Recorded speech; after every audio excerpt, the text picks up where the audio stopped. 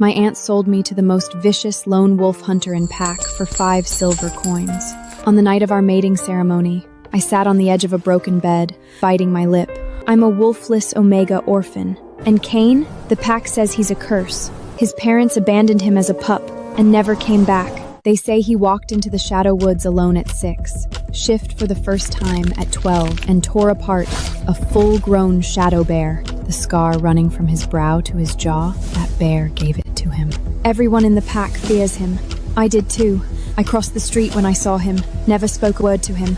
It's that I wanted to him, never even looked him in the eye. I never thought my aunt would sell me to him. No gifts, no feast. I wore an old white dress and took shaky steps into his cabin. It smelled of blood and old fur. I didn't think I'd survive tonight. All I could hear was my aunt counting her silver. Don't blame me, Ella. You're lucky anyone would take you. I stood there like a fool, not knowing what to do, until the door banged open. I gasped. His leather coat was slashed open across the ribs. The smell of copper hit me before I could breathe. He didn't say a word. Black bread, roasted venison haunch, a bowl of broth still warm. Eat. I was starving, and I couldn't remember the last time I'd had meat. I ate like an animal. That meal was the first time I'd been full, her Tunneran's use, since my parents died. When he pointed to the bedroom, my blood ran cold. I crept inside and sat on his ragged bed, trembling like a leaf in winter. Cain sat by the hearth and sharpened his knife, a hunting blade as long as my arm. The whetstone sang with every stroke, scrape, scrape, scrape, each one scraping across my heart. I pressed myself into the corner. Come here. His voice was gravel and broken glass. He frowned. Then he stood. His shadow swallowed me whole. I shut my eyes and braced for the blow. I was his. He could beat me, kill me. No one would care. But the blow never came. Instead, he took my cold hand and pressed something warm into my palm. I opened my eyes. A thin necklace. A pendant of pale white stone that glowed softly in the firelight. His hand, calloused, cracked, still smelling of blood and steel, held mine. A necklace? For you, Moonstone, the moon goddess's blessing. I know this life is hard. You deserve better. He pulled his hand back, wiped it on his leather coat, then muttered and murmured. I stared at the moonstone in my palm. Tears fell without warning. What? You don't like it? After a long silence, he forced out, "No." I'd just forgotten what it felt like to be wanted. After my parents died, I stopped being anyone's treasure. I was just extra weight in my aunt's tent. Every meal was charity. My aunt sold me to the most vicious lone wolf hunter in the pack for 5 silver. That night, Cain didn't touch me. He made a bed on the floor. His breathing slowed, deep and rough. My heart stopped racing. Sleep came for me. My aunt screamed in my dreams. My cousins shoved me around, and a shadow bear lunged for my throat. I jolted awake, gasping. Strange ceiling, strange smells. Right, my aunt sold me. I belong to Cain now. I wiped the sweat from my forehead, pulled myself together, and went outside. Quiet. The air smelled of blood and animal hides. Cain? No answer. I found the kitchen. Filthy. The stone pots were rusted. Mice scattered when I moved things. I couldn't run, couldn't hide, so I rolled up my sleeves and started scrubbing. Ella! I was halfway through when a voice came from outside. I'm here! I stepped out of the kitchen. He was holding another basket. Breakfast. Martha made it. Black bread, smoked meat, broth. Cain tore into the bread and pushed the rest toward me. Eat up. I can feed you. I nodded and didn't hold back. You can cook, right? I almost choked. I pounded my chest and nodded hard. I'll bring the meat. Cain said. He waited for me to nod again, then finished the rest of the bread and meat, and headed for the door. Where are you going? I called out. He turned. I was thinking I'd clean the kitchen, properly, so we don't get sick from dirty dishes. Cain's brow furrowed. The cabin is yours. Do what you want. By the time I'd scrubbed every surface, Cain was back with a leather sack. He looked at the clean kitchen and blinked. Flour. I'll trade for the rest at the market. When he left again, I opened the sack. Ground flour, enough to last weeks. I went back to cleaning. I dragged Cain's dirty clothes into the yard. A mouse ran out of the pile. I chased it like a madwoman. Cain came back with 2 baskets on a pole across his shoulders. Ella. I looked up. I bought meat pies. Come eat. I hadn't had a meat pie since my parents died. Cain handed me one, soft, golden, steaming. Juice ran down my chin. I ate 2 and stopped. Everything for the kitchen is in the baskets. Get it sorted. I'm getting firewood. I nodded and watched him walk away. Then I checked the baskets. Clay jars of salt, a leather flask of oil, a slab of cured meat, raw sugar, and a jar of honeyed fruit. For me? I blinked hard and looked up at the sky. I organized the kitchen. Cain came back with firewood, and a basket of wild greens, and eggs. Cook it all. I eat a lot. I nodded. I could do that. I hung the stone pot over the fire, chopped cured meat and wild greens into the broth. Then I cracked eggs onto a hot, flat stone, slicked with pork fat. They sizzled and turned gold at the edges. Cain looked at the stew, the black bread, the fried eggs. His eyes brightened. Sit, eat. I waited for him to pick up his knife and fork. Then I picked up mine. Eat. I looked at him. He dug in. I ate slowly, keeping my eyes down. Ella, tomorrow, you're coming into the woods with me. I froze. Me? Yeah, I can't bring enough meat on my own. Winter's coming. Hunting was men's work. Pack females sometimes came along to carry and dress the kill, but I'd never done any of it. I don't know how. I'll teach you. I looked up at his scarred face. The firelight made it worse, but his eyes were steady. No disgust, no impatience. Okay. Before dawn, Cain shook me awake. Wear this. A deer hide coat, thick, warm. I hadn't seen it before. I put it on and followed him into the mist. The shadow woods were dark. Trees blocked the sky. Cain walked ahead. I stepped where he stepped. After a meal's time, he stopped and crouched. What do you smell? He looked at me. I breathed deep. Earth, rotting leaves, water far off, and something else, faint, musky. I smell something. The corner of Cain's mouth twicked. Dear, your nose is better than you think. Don't be scared. Stay behind me. We followed the trail. Cain stopped every few steps to listen. Then we saw it. He exploded forward. The shadow deer tried to run. Cain was already on it. His blade sliced its throat. I stood frozen, legs like water. Cain turned, face wet with blood, and waved me over. Come. I walked to the dying animal. You need to learn this. In case I'm not around, you need to eat.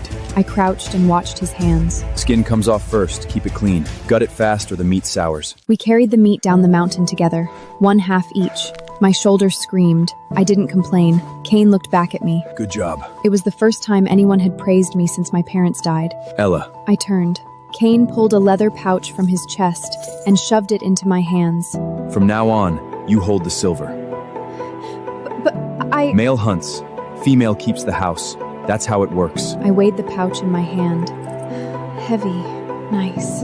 Ella. Yeah? I went quiet. I was scared. I didn't know what it would feel like. But Cain had been good to me. Where would I go if I left him? I had nowhere. No one. Being marked. Carrying his pup. That was my fate. I nodded. I thought marking was just a bite. But Cain brought new furs and honey mead. We stood in the yard under the moon, swore ourselves to each other, and drank from the same cup. Then he led me inside. The fire was low. He pulled the strap of my dress down. The fabric fell to my feet. I crossed my arms over my chest. He took my wrists and gently pulled my hands away. You're shaking. I'm cold. No, you're not. His hands slid around my waist, rough palms against bare skin. He pulled me into him and kissed me, hungry, desperate, like a man who'd never been allowed to want something. He tore his shirt off. I touched the scars on his chest. Then my hands went to his trousers, fumbled with the ties. When I got them undone, he pulled me against him, skin to skin. I gasped. He laid me down on the fresh furs and came over me. Last chance. He said, voice wrecked. Tell me no. I touched his scarred face. Don't stop. He didn't. When he bit down on the back of my neck, I cried out. He held me steady, whispered it would be over soon. Afterward, I lay shaking. I asked for water. He brought it to my lips. I stared at him like he'd grown wings. When I lay back down, the mark on my neck was still warm. Every wolf would know.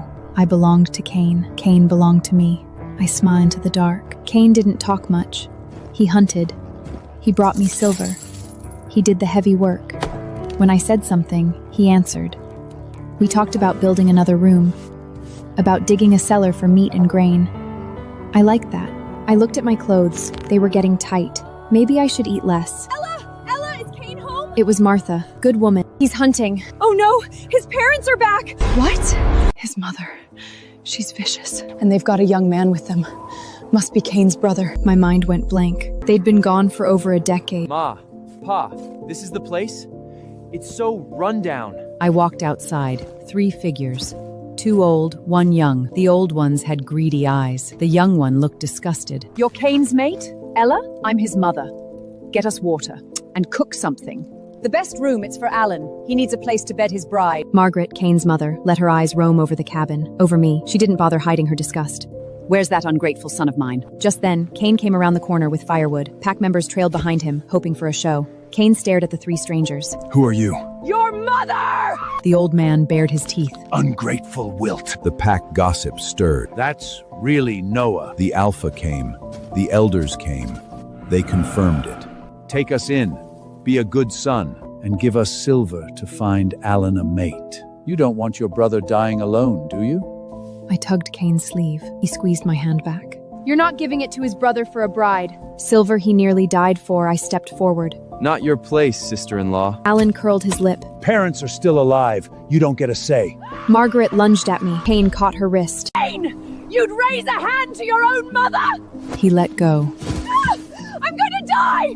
My son has a mate now, and I'm dead to him! Kane looked at her, then at me. You've been gone for years. Why are you back? Margaret stood up, dry-eyed. We came home to be with you. And this cabin? We built it. We're staying. The cabin is yours, but we split the belongings. What I bought with my own hands comes with me. Margaret's eyes No! clean, she orderly. You can't take the furniture. What will we use? Not my problem. Have mercy! I gave him life, and now he wants to leave us with nothing. Keep the furniture, but my hunting kit comes with me. My clothes, my furs. And I'm severing the bond. Margaret screamed. The bond? Alan squeaked. Good. Good. I wanted to cry. My home. The one I'd scrubbed and mended with my own hands. Gone. But Kane's silver was still in my pocket. We signed the papers, pressed our thumbs to the ink. At dusk, I carried our clothes. He carried the baskets. The higher we climbed, the heavier my feet became. I stopped and looked down at the cabin. Looked at Kane and burst into tears. Kane wiped my face. Don't cry. We still have silver. The cabin was theirs anyway. We only borrowed it, and Alan is poison. Letting go of those scraps saves us from worse. The debt collectors can't touch us now. He looked down at the valley. We go deeper into the shadow woods. Find another pack. We've got hands. We've got feet. We'll make a life. I wanted to believe him. We'll find someone to take us in, Kane said. No one wanted to take us in. Everyone was afraid of being connected to the debt. We ended up at the elder's old cottage. 200 copper a month. I cleaned it until it shone. 1 bed, bare walls. We'll use your kitchen. Buy our own grain. Eat with us. Fine. We ate simple. Black bread, smoked meat, broth. Kane didn't complain. I'll hunt tomorrow. Trade for grain. You can roast something when I get back. We'll save silver. Build our own place. Still have silver. Your parents will never leave us alone. Your parents are greedy parasites. They'll never let you go. Eat your bread. I snuggled into him that night. His hands wandered to my hip. I pushed them away. What are you doing? We're guests. Scenting a den that isn't yours was an insult. Kane sighed and let his hands rest on my hip. Sleep. I bit my lip so I wouldn't laugh. The next morning, Kane went into the woods. The other pack women helped me with the kitchen fire. You're easy to talk to, but Kane scares the piss out of us. He's not so bad, but they didn't call him cruel. Good thing he severed the bond. Alan would have bled him dry. I'd resented Kane for giving up the house. Now I understood. We were young. We had hands. We'd build again. The debt collectors found Alan within a week. They stripped the cabin, sold the hunting grounds and the reindeer, left him 50 gold short, due by winter solstice. The women told me the story in whispers. Yameo Sihal Menrian. I kept my face straight. Kane borrowed silver from every house in the pack. They gave it to him. 1 wild boar from Kane brought the whole pack running to help build. 2 log cabins, 12 men, 2 days. Kane laughed when I asked what he wanted for lunch. Kane and I made it through the cold. Full belly, warm bed. He wanted a pup. I wanted a pup, maybe next year. The winter was mild. When the snow melted, the pack started north. I stayed close to camp. I gathered wild greens and berries, dried some, salted others. Come winter again, they'd go into the stew pot. Kane hunted every day. He brought home silver. He gave it all to me. The coin jar grew heavy. One day, Kane came back from the mountains with a graver expression than usual. What's wrong? Something big came from the south. He put down his hunting knife and sat at the table. The tracks are a full circle larger than a shadow bear's. It's not like an ordinary beast. My heart tightened. Then don't go. Can't not go. If that thing keeps moving north, it'll cross the pack's migration route. More than just our family will suffer. He was quiet for a moment. then looked up at me. Ella, tomorrow, you're coming with me. You're coming with me. Me? You don't have to fight it head on, but I need a helper. Someone to watch my back, to keep it from lunging at my flank. You trust me? Kane looked at me, didn't say a word. The next morning, before dawn, we went into the shadow woods. Kane suddenly stopped and crouched down to look at tracks on the ground, bigger than 2 fists put together. Mountain lion. He said under his breath. He turned to me. Scared? I gripped my knife handle. Yes. Good. You should be. We followed the tracks for some time. Kane raised his hand for me to stop. He started taking off his clothes. Leather coat, dropped them piece by piece on the ground. Then, he changed. His body lunged forward, hands hitting the ground and turning into claws. Dark gray fur pushed out through his skin. A massive wolf stood before me, twice as big as an ordinary gray wolf, fangs gleaming white. A roar came from the bushes. The mountain lion burst out, lunging straight at Kane. The 2 beasts crashed together. Kane didn't let go, but the lion's jaws were heading straight for his throat. I didn't think. I ran out, short blade raised. I stabbed at the mountain lion's side. The blade sank into flesh. I was thrown through the air, my back slamming into a tree trunk. Stars burst in my vision, but I didn't let go of the knife. It was still in my hand. Kane bit through its throat. The lion twished a few times, then went still. Kane let go. He was soaked in blood.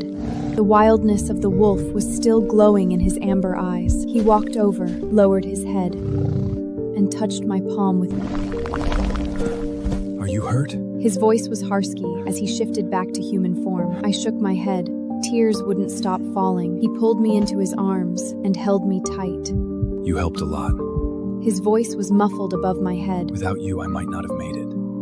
The morning light fell across Kane's bare back. The wounds were still seeping blood, but they were already beginning to close. That day, we carried the mountain lion's hide and meat home. Kane kept the best piece, said he'd make me a cloak. Why? Because it's your first kill. He shrugged. Wolf rule. The pelt belongs to the hunter. But you killed it. Kane shook his head. Not without your blade. He paused. You're braver than I thought. I looked down. My ears burned. That night, I sat beside him helping scrape and cut. Firelight moved across his face. The long scar looked less scary in the flicker. Kane. Yeah? From now on, let's hunt together more often. Okay. End of March, I started feeling off. Tired.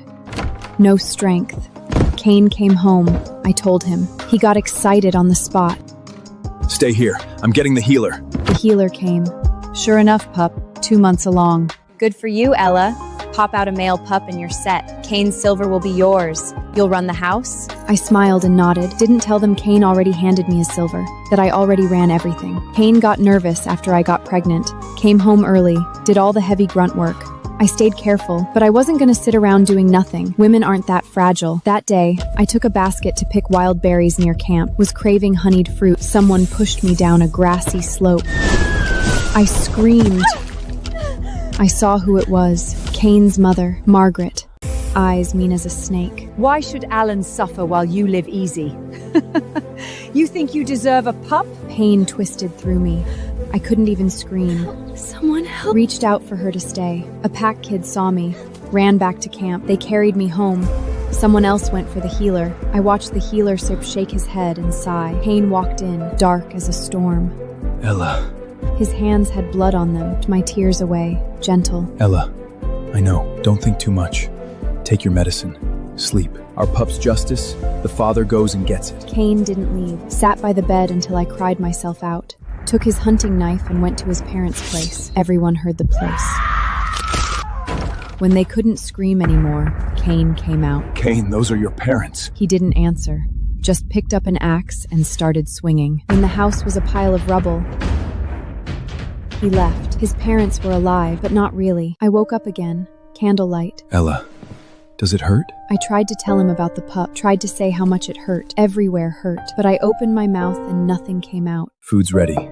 Eat some, sleep some more. I'm going to find him a place. Somewhere peaceful. When Kane turned to go, I grabbed him. I want to come. Then come. He found a good place, by the river. Tiny little grave. My poor little pup. His dad and I wanted him so bad. Word spread about Margaret pushing me. The elder was furious. Stripped Noah and Margaret from the pack rolls. That's when they finally got scared. cried and begged. One morning after the rain stopped, Cain helped me into the cart. Where are we going? Somewhere no one knows us, somewhere we can eat whatever we want, wear whatever we want, somewhere everyone learns I'm not someone to mess with. I'm scared. Don't be. I'll protect you. Anyone hurts you, I kill them. We headed south. I'd never traveled before. Everything was strange and new. But then I thought about the pup I lost and couldn't help sighing. Cain held my hand, quiet, letting me know he was there. I tried to smile at him, just ended up leaning into him, crying. I knew time would fix it. But right then, I was still broken. Cain, I'll get better. Just give me time. Okay. Whatever I wanted to eat, Cain bought it. We didn't rush. Whenever we found a pretty view, Cain stopped so we could look at it together. My eyes went hot. I just screamed. Half the weight in my chest broke apart with those screams. We stopped at a town called Redford, flat everywhere. Rented a little courtyard place. Cleaned it up, brought our things in, started feeling like home. That night we roasted vegetables. The neighbor's kids smelled it and started crying for meat. Cain and I looked at each other and laughed. He cut meat for me, I cut meat for him. Cain had the horse and he was strong, easy to find work, paid pretty well. Life was comfortable. Molly from next door, her son Tommy with her. I rubbed Tommy's head, went and got him a piece of honey candy. Thanks. Going to spoil him. Lord Foster on the west side is throwing a party. Needs scrubbers. 50 copper a day. Let me check with my husband. But if I went, who'd cook for Cain? Let him stay a while. Tommy was good, quiet. I wiped his hands, did my sewing. He sat next to me playing with little wooden blocks Cain had made. Look, Ella. Good job. If my pup had lived in 2 or find a blay wary 2 or 3 years, he'd be this sweet, this good. You're good too. What am I good at? Sewing. I rubbed his head. Then came footsteps outside. Cain's home! Tommy smiled. Everyone was scared of Cain, even the kids, but not Tommy. He liked him. Cain came into the yard. You're hurt? No. Boar blood. Go get your dad. We're roasting boar tonight. Dad! Cain says come help! When no one was looking, he pinched my cheek too. Roast plenty tonight. You're getting too thin. Tommy's dad came. Neighbors came by, asking if we were selling the meat. I looked at Cain. Boar's not that big. Keep it. My mate's been sick. Needs the nutrition. Next time I go out, maybe I'll bag a bigger one. That's huge! Anyone who helped, Cain gave them about half a pound. Tommy stayed for dinner. After dinner, we walked Tommy home. Later, I asked Cain what about making him our godjun. Cain thought about it for a long time. Let's wait and see. Then I told him about Lord Foster's party, 50 copper a day. You want to do it? Then do it. If it's too hard, quit. I can support you. I looked at Cain and smiled. Molly and I started working parties regular. Cain didn't bring home much at first. Then 3 silver. Then 10. 1 month he brought home 50. The place we were renting went up for sale, 27 silver. We talked it over and bought it. Our own place. Fixed up the roof. One day, I made a pot of stew. The whole street smelled it. Everyone came asking. I gave out the bowls. Seeing them praise it gave me an idea. You want to sell stew on the street? I nodded. I'm not afraid of work. But keeping busy helps. Keeps me from thinking too much. That pain never went away. Not talking about it didn't mean forgetting. Then do it. But don't do it alone. Ask Molly. I told Molly. She said yes on the spot. Only thing is, I don't have a single copper. Every coin goes straight to the mother-in-law. Molly, I know. I'll pay you wages. A few days of free work won't kill me. Knock on wood. Your stew business is going to make it. I can feel it. Cain had a wooden pushcart built. Bought firewood. Me and him sat up nights doing the math. How much to sell, and Molly's wages. Cain looked up in the candlelight. Ella, let's learn to read. I was shocked. Read? You go ahead. You're the one. Win out in the world. Cain shook his head. Both of us. I'll teach you. Reading. Arthur Cain said, then doing business won't be such a struggle. Won't take all night just to add things up. He was right. And he wanted me to learn too. My heart could have burst. How many men would do that? My stew stand opened. Business was good. Then someone opened another stand across the street, taking our customers. Molly cursed them out. Don't be mad, Molly. Now it's just right. We made money. Not too tired. Ella, you're too sensible. Not sensible. Kane made good money anyway. The stew stand was mine. Whatever it made was extra. Kept me busy. Kept me from remembering. My stew business went from a cart to a storefront in a year. When we moved to a bigger place, Tommy cried his eyes out. You can visit. You'll see me. Tommy shook his head. It's not the same. It wasn't, but he adjusted. Not long after we moved, I started feeling off again. I knew the signs. Told Kane. He called a doctor. Sure enough, pregnant. Kane laid his hand on my belly, gentle. After a long moment, he said, Let's buy 2 servants, an older woman for cleaning, a young maid for you. Kane bought things we didn't need. Rattles, wooden horses, little bows and arrows. I could tell he wanted a boy. What if it's a girl? I asked. Girls are fine. Blossoms before fruit. A few girls first, then I'll be a father-in-law with endless roasted pig feet. I sat in my comfortable chair, sewing soft baby clothes. The room was quiet, warm, safe. The master's home. Kane hurried in. His eyes went soft when he saw me. Did the pup give you trouble today? I put down my sewing, showed him my belly. Not today. He was good. Kane crouched down, put his palm flat on my belly. The pup moved. He kicked.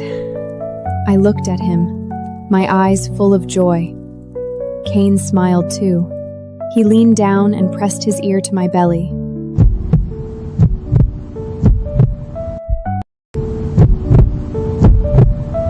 The heartbeat came through, the sound of new life.